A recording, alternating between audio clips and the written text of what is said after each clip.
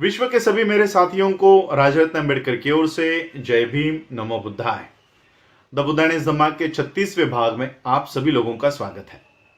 आज के भाग को शुरुआत करने से पहले डॉक्टर बाबा साहब अम्बेडकर जिन तीन लोगों को डॉक्टर बाबा साहब अम्बेडकर जी ने अपना गुरु माना, आज उन्हीं गुरुओं में से आज यानी 5 जून 2020 को उन गुरुओं में से संत कबीर इनकी जयंती है। इनके जयंती के अवसर पर मैं उनके कार्यों को, उनके विचारों को नमन करता हूं। और चलिए बुद्धायन इज धम्मा के इस पाठ को, इस भाग को शुरुआत करते हैं। एक बार जब तथागत बुद्ध अनाथ पिंडक इनके जेतवन आराम में ठहरे हुए थे, तब उनके शिष्य हुआ करते थे आनंद ये भिक्षाटन करने के लिए शहर में गए हुए थे और अपना अन्न ग्रहण करने के बाद वो पानी पीने के लिए नदी की ओर गए। नदी किनारे एक लड़की पानी भर रही थी, तो आनंद ने उस लड़की से उनके घड़े से पानी मांगा कि उन्हें थोड़ा पानी दिया जाए। तो उस लड़की ने मना कर दिया। उस लड़की ने कहा कि मैं एक चांडालिका हूं, मैं आपको पानी नहीं दे सकती। तब आनंद ने कहा कि मुझे तो सिर्फ पानी चाहिए, मुझे आपके जाति से कोई लेना देना नहीं है। और फिर उस लड़की ने आनंद को पानी दिया और उस लड़की का नाम था प्रकृति। ये एक चांडालिका थी। चांडालिका यानी चांडाल, इस कम्युनिटी, इस समाज, इस जाति की वो लड़की थी। तब प्रकृति ने अपने घड़े से आनंद को पानी दिया। पानी पीने के बाद आनंद जेतवन के लिए निकले, रवाना हुए। उस लड़की ने फिर आनंद का पीछा किया और आनंद कहाँ रहता है, उसका नाम क्या है, ये सारी जानकारी इस लड़की ने प्राप्त की। उसको पता चला कि ये तथागत बुद्ध का शिष्य है, ये तथागत बुद्ध के शिष्य है, इनका नाम आनंद है। और घर आने के बाद उसने अपने माता को ये सारी बातें बताई। उनकी माता का नाम था मातंगी को ये सारी हकीकत उसने बताई। और ये जो प्रकृति है, जिस लड़की का नाम प्रकृति है, ये जमीन पर लेटकर रोने लग गई। और फिर मां ने वो कारण पूछा कि इस तरह से रो क्यों रहे हो। और फिर प्रकृति ने अपनी माता मातंगी को बताया कि वो आनंद से शादी करना चाहती है, आनंद के अलावा वो और किसी से भी शादी नहीं करेगी।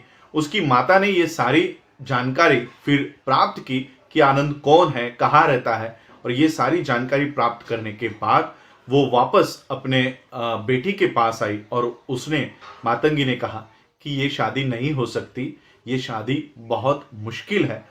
आनंद जो है ये तथागत बुद्ध के शिष्य है और उन्होंने आजीवन अविवाहित रहने की प्रतिज्ञा ली हुई है और इसलिए ये शादी नहीं हो सकती। ये खबर सुनकर प्रकृति को बहुत दुख हुआ और उसने खाना पीना छोड़ दिया। वो इस बात को मानने को ही तैयार नहीं थी, वो इस विधि लिखित को मानने को ही तैयार नहीं थी। उसने अपने मां से कहा कि मां, तुम जादू टोना की कला जानती हो, क्यों ना इस जादू टोना का प्रयोग अपने उद्देश्य को प्राप्त करने के लिए किया जाए। मां ने कहा कि मैं क्या कर सकती हूं, ये मैं देखती हूं, क्या किया जा सकता है ये मैं देखती हूं। और फिर मातंगी ने आनंद को अपने घर पर भोजन दान के लिए बुलाया। भोजन देने के बाद उसने, मातंगी ने आनंद से कहा कि मेरी बेटी आपसे शादी करना चाहती है और अगर आपने उससे शादी नहीं की तो मेरी बेटी आत्महत्या कर लेगी। तो आनंद ने कहा कि इसमें मैं कुछ भी नहीं कर सकता, मैं आजीवन विवाहित रहने के लिए प्रतिज्ञित हूं, मैंने प्रतिज्ञा ली हुई है और इसलिए मैं शादी नहीं कर सकता, इसमें मैं आपकी कोई सहायता नहीं कर सकता। और फिर मातंगी ने ये सारी बातें अंदर जाकर अपनी बेटी को बताया कि आनंद ने इनकार कर दिया है, आनंद ये शादी नहीं कर सकता। और फिर ये जो प्रकृति है ये अपने मां पर चिल्लाई और उसने कहा कि मां, तुम जादू टोना जानती हो, अभी के अभी जादू टोना करो और इस आनंद से मैं आज रात को ही शादी करूंगी और आज रात को ही मैं इसे अपना पति बनाऊंगी। माँ ने कहा, मातंगी ने कहा कि मेरा जादू टोना ये तथागत के खिलाफ नहीं चल सकता। लड़की ने चिल्लाकर अपनी माँ से कहा कि माँ, ये दरवाजा बंद कर दो, आज आनंद को हम घर जाने ही नहीं देंगे, वैसा जेतवन में जाने ही नहीं देंगे, उसे यहीं पर रखेंगे और आज ही रात में उसे अपना पति बनाऊंगी। और फिर ये मातंगी ने उस कमरे में, जिस कमरे में आनंद ठहरे हुए थे, उस कमरे में बिस्तर लगाया और ये प्रकृति सज धज कर आनंद के सामने आई। और आनंद के ऊपर इसका कोई भी असर नहीं हुआ। आनंद अपने सिद्धांतों के ऊपर, अपने उद्देश्य के ऊपर ठाम थे। वो अचल होकर ये उस आनंद के ऊपर कोई परिणाम नहीं हुआ। आखिरकार मातंगी ने जादू टोना का प्रयोग किया और इस जादू टोना के प्रयोग में उस कमरे में आग लग गई।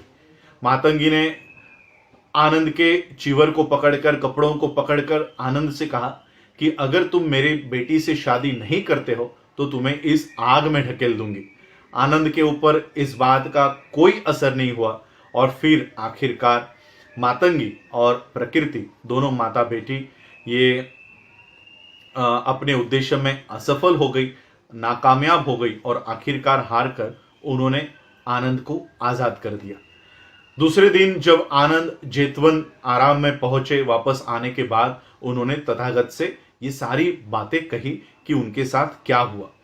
तथागत ने ये सारी बातें सुनी और फिर दूसरे दिन जब आनंद भिक्षाटन करने के लिए शहर में जाने के लिए निकले, तब उन्होंने देखा कि विहार के पास प्रकृति, वहां पर वो लड़की खड़ी है और वो आनंद का पीछा कर रही है।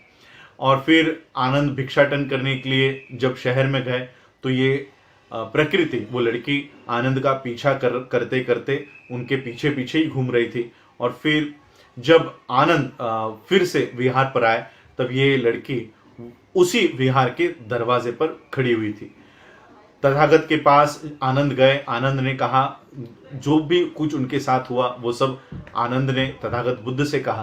तथागत ने कहा, एक काम करो, उस लड़की को यहाँ पर बुलाओ। और फिर तथागत ने वो बुलावा भेजा। वो लड़की प्रकृति तथागत बुद्ध के सामने आई और तथागत ने उस लड़की को पूछा कि तुम आनंद का पीछा क्यों कर रही हो? लड़की ने बताया कि आनंद ये कुंवारे हैं, वो भी कुंवारी है और वो आनंद से शादी करना चाहती है। तथागत ने कहा कि आनंद एक भिक्खु है, उन्होंने आजीवन अविवाहित रहने का प्रतिज्ञा ली हुई है, अपना सर भी मुंडवाया है, तो वो आपसे शादी नहीं कर सकते। लड़की ने कहा कि वो आनंद से ही शादी करेगी या मर जाएगी। तब तथागत ने कहा कि आनंद ने सर मुंडवाया है, अगर आप भी अपना सर मुंडवाते हो तो मैं सोचता हूं, मैं देखता हूं क्या किया जा सकता है। और फिर प्रकृति ने तथागत बुद्ध को जवाब दिया कि वो इसके लिए तैयार है, सर मुंडवाने के लिए तैयार है। और वो तथागत बुद्ध को उन्होंने सर मुंडवाने की अपनी इच्छा व्यक्त की। तथागत ने कहा कि वो उनको अपने माता की अनुमति लेकर आना होगा। और फिर उन्होंने कहा कि ठीक है, वो अपने माता की अनुमति लेकर आएंगे। लड़की जब अपने घर पर वापस आई तो उसने अपने माँ से कहा कि माँ, जो काम तुम नहीं कर सकी वो काम मैंने करके दिखाया है। मैंने तथागत बुद्ध से आनंद को शादी के लिए मैंने वचन उनसे, तथागत बुद्ध से मैंने प्राप्त किया है। उन्होंने मुझे वचन दिया है, अगर मैं अपना सर मुंडवाती हूं तो तथागत बुद्ध मेरी और आनंद की शादी करवा देंगे। तो माँ ने कहा, माँ को गुस्सा आया। माँ ने कहा कि तुम ऐसा नहीं कर सकती, तुम मेरी बेटी हो और तुम अपना सर नहीं मुंडवा सकती। माँ ने इस तरह से गुस्से में अपने बेटी से कहा कि तुम एक श्रमण से क्यों शादी करना चाहती हो? आनंद एक श्रमण है, उससे इतना शादी करने के लिए इतना उतावली क्यों हो? तुमको और भी अच्छे रिश्ते मिलेंगे, और भी बेहतर लड़के तुमको मिल जाएंगे। लड़की ने कहा कि या तो वो आनंद से शादी करेगी या तो मर जाएगी। उस लड़की के पास तीसरा कोई मार्ग नहीं है, तीसरा कोई पर्याय उपलब्ध नहीं है। मां ने कहा कि तुम मुझे इस तरह से अपमानित क्यों करना चाहती हो, क्यों कर रही हो। वो लड़की प्रकृति ने कहा कि हे मां, अगर तुम मुझसे सही में प्यार करती हो तो मैं जो करना चाहती हूँ, जो मेरी इच्छा है वो मुझे करने दो, मेरे मार्ग में अड़चन मत बनो। और फिर मां ने अपना विरोध पीछे ले लिया और उस लड़की ने मुंडन करके अपने सर के बाल मुंडवा कर वो तथागत बुद्ध के सामने आ गई। और फिर तथागत बुद्ध के सामने आकर उसने लड़की ने कहा कि अब मैंने अपने बाल मुंडवा लिए हैं, अब मेरी आनंद से शादी करवा दो। तब तथागत ने उस लड़की से पूछा कि तुम्हें क्या चाहिए, आनंद के शरीर के कौन से हिस्से से तुम प्यार करती हो। तो लड़की ने जवाब दिया, मैं आनंद के नाक से प्यार करती हूं, आनंद के कान से प्यार करती हूं, आनंद के मुंह से प्यार करती हूं, आनंद के चाल से प्यार करती हूं। इन सारे अवयवों से, इन सारे भागों से मैं आनंद से प्यार करती हूं। तब तथागत बुद्ध ने जवाब दिया कि ये जो कान होता है ये गंदगी का घर होता है, नाक में गंदगी होती है, मुंह में तो सिर्फ थूक होती है, ये पूरा शरीर मल और मूत्र से भरा हुआ होता है। जब एक स्त्री और एक पुरुष जब नजदीक आते हैं, एक हो जाते हैं, तब संतान की निर्मित होती है, संतति प्राप्त होती है।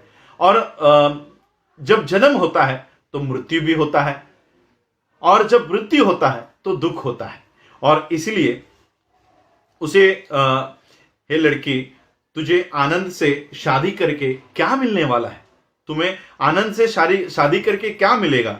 लड़की तथागत के उन शब्दों को सुन रही थी, लड़की वो तथागत बुद्ध के उन वाणियों को सुन रही थी और वो सोच रही थी। और उस गहरी सोच में डूब जाने के बाद वो समझ गई कि आनंद से शादी करने की उसकी जो जिद है वो किसी काम की नहीं है। और वो उसने तथागत बुद्ध को उस तरह से जो बातें तथागत बुद्ध ने उस लड़की को समझाई, वो समझने के बाद उसने तथागत बुद्ध को बताया।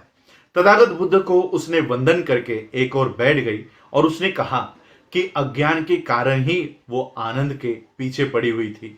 अब मेरा मन ये प्रकाशित हो गया है, वो प्रकाश मेरे मन में स्थापित हो चुका है। अब मेरी स्थिति ऐसी हो गई है जैसे किसी तूफान में एक नाव फंस जाती है और उस नाव का जो नाविक होता है सुरक्षित किनारे पर वो नाव पहुंचने के बाद जैसे उस नाविक की मनस्थिति होती है, मन की स्थिति होती है, वैसे अब उस लड़की की स्थिति हो गई है। जैसे किसी वृद्ध को, निराधार वृद्ध को बुढ़ापे में सहारा मिल जाता है या किसी अंधे को आंख मिल जाती है, अब उसकी स्थिति ऐसी हो गई है। तथागत बुद्ध के प्रज्ञा भरे शब्दों को सुनकर वो नींद से जाग उठी है और अब वो आनंद से शादी नहीं करना चाहती। तथागत ने कहा कि धन्य है हे प्रकृति, तू धन्य है। एक चांडालिका होने के बावजूद भी तू श्रेष्ठ पुरुषों और श्रेष्ठ औरतों के लिए आदर्श होगी। और तुम निचले जाति के होने के बावजूद भी ब्राह्मणों को ब्राह्मण भी तुझसे शिक्षा प्राप्त करेंगे और ब्राह्मणों को तू शिक्षा देने का काम करेगी। कभी भी अपने आप को सदाचरण के और न्याय के पद से विचलित मत होने देना। कभी भी अपने आप को अच्छे मार्ग से और न्याय के पद से कभी भी विचलित मत होने देना। आपकी कीर्ति ये राज सिंहासन पर बैठी हुई रानियों से भी बढ़कर आपकी कीर्ति महान होगी। और फिर इस तरह से तथागत बुद्ध ने प्रकृति एक चांडालिका यानी कि निचली जाति के लड़की को इस तरह से ये बातें कही। और जब प्रकृति को लगा कि अब वो शादी नहीं करेगी, तब वो भिक्खुनी संघ में प्रविष्ट हो गई। निचली जाति का होने के बावजूद भी तथागत बुद्ध ने प्रकृति को अपने भिक्खुनी संघ में उनको शामिल कर लिया। इस तरह से प्रकृति इस चांडालिका की बौद्ध धम्म में, बुद्ध के धम्म में, बुद्ध के संग में उनका आगमन हुआ, वो संग में प्रविष्ट हुई। ये थी प्रकृति चांडालिका की प्रवर्जा की हकीकत। आप लोगों ने आज मुझे सुना, उसके लिए आभार, धन्यवाद। फिर से एक बार संत कबीर जी के चरणों में नमन अमन करता हूँ, नमन अदा करता हूँ और यही रुकता हूँ। जय भीम, जय भारत, जय बुद्ध।